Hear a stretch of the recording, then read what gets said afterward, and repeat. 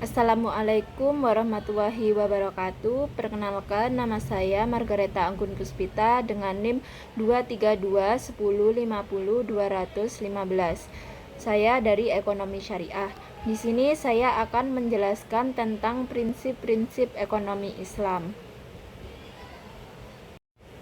Baik, pertama-tama di sini saya akan menjelaskan mengenai apa saja yang dibahas dalam prinsip-prinsip ekonomi Islam. Yang pertama ada pengertian ekonomi Islam, yang kedua prinsip-prinsip ekonomi Islam, yang ketiga penerapan prinsip ekonomi Islam, dan yang terakhir adalah tantangan yang dihadapi dalam ekonomi Islam. Baik, di sini saya akan menjelaskan tentang pengertian ekonomi Islam.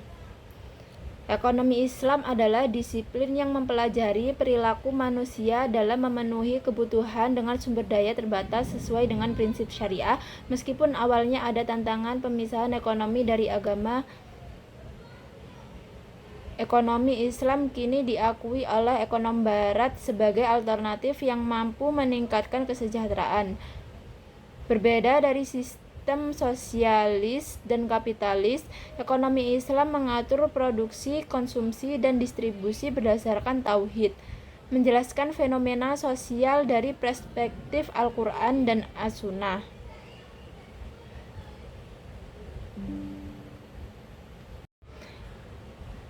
Yang kedua adalah prinsip-prinsip ekonomi Islam. Prinsip-prinsip ekonomi Islam dibagi menjadi 5. Yang pertama adalah keimanan. Prinsip keimanan atau tauhid mengajarkan bahwa Allah yang layak disembah sebagai pencipta dan pemilik seluruh alam semesta. Keyakinan akan tauhid menjadi landasan dalam penerapan ekonomi Islam. Uluhiyah, keyakinan bahwa Allah adalah satu-satunya yang disembah. Rububiyah, keyakinan bahwa segala sesuatu diciptakan oleh Allah. Kedua, prinsip keadilan, menempatkan sesuatu secara proporsional dan memberikan perlakuan seimbang. Keadilan berlaku untuk individu, masyarakat, dan pemerintahan. Keadilan merupakan kewajiban yang harus ditegakkan di semua aspek kehidupan termasuk ekonomi. Prinsip kenabian, Nabi dan Rasul diutus untuk membimbing manusia menjalani hidup yang benar. Nabi Muhammad SAW adalah Rasul terakhir dan teladan dalam semua aspek kehidupan termasuk ekonomi.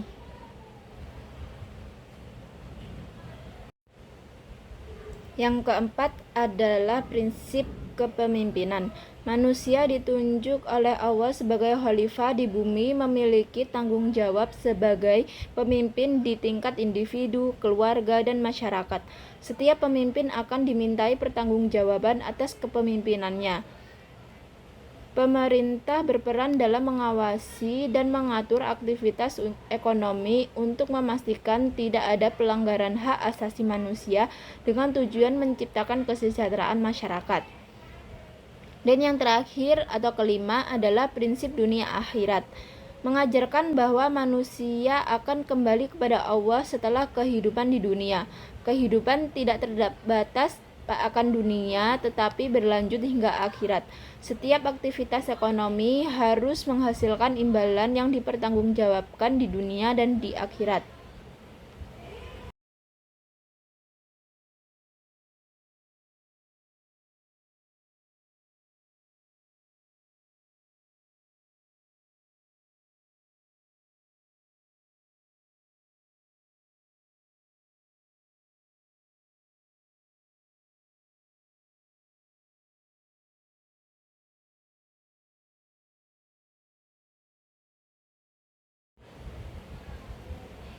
Penerapan prinsip ekonomi Islam, keadilan dan kesetaraan.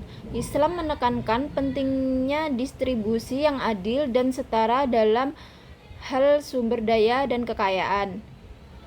Larangan riba. Ekonomi Islam melarang praktik riba atau pinjaman dengan bunga. Sebagai gantinya, sistem ini mendorong skema keuangan berbasis kemitraan dan pembagian untung rugi. Zakat dan sedekah. Zakat merupakan kewajiban bagi muslim yang memiliki harta untuk membantu mereka yang kurang mampu. Sedekah atau sumbangan sukarela yang dianjurkan sebagai bentuk distribusi kekayaan. Yang terakhir, larangan gharar. Transaksi yang melibatkan ketidakpastian atau spekulasi berlebihan dilarang.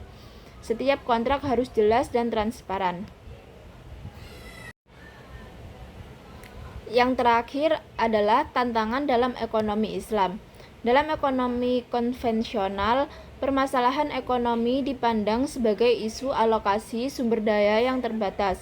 Sebaliknya, dalam perspektif Islam, masalah ekonomi tidak disebabkan oleh kelangkaan, melainkan sumber daya alam dianggap melimpah dan disediakan Allah sesuai kebutuhan makhluk, meskipun kebutuhan manusia bervariasi. Tantangan ekonomi Islam juga mencakup penghapusan riba yang dilarang dalam Islam. Ekonomi Islam berupaya mendidik masyarakat bahwa modal tidak dapat berfungsi secara mandiri dan keuntungan hanya dapat diperoleh melalui usaha dan resiko. Oleh karena itu, Islam secara tegas menolak riba dan mewajibkan umat muslim untuk menjauhinya. Baik, sekian presentasi atau pemaparan materi tentang prinsip-prinsip ekonomi Islam saya akhiri. Wassalamualaikum warahmatullahi wabarakatuh.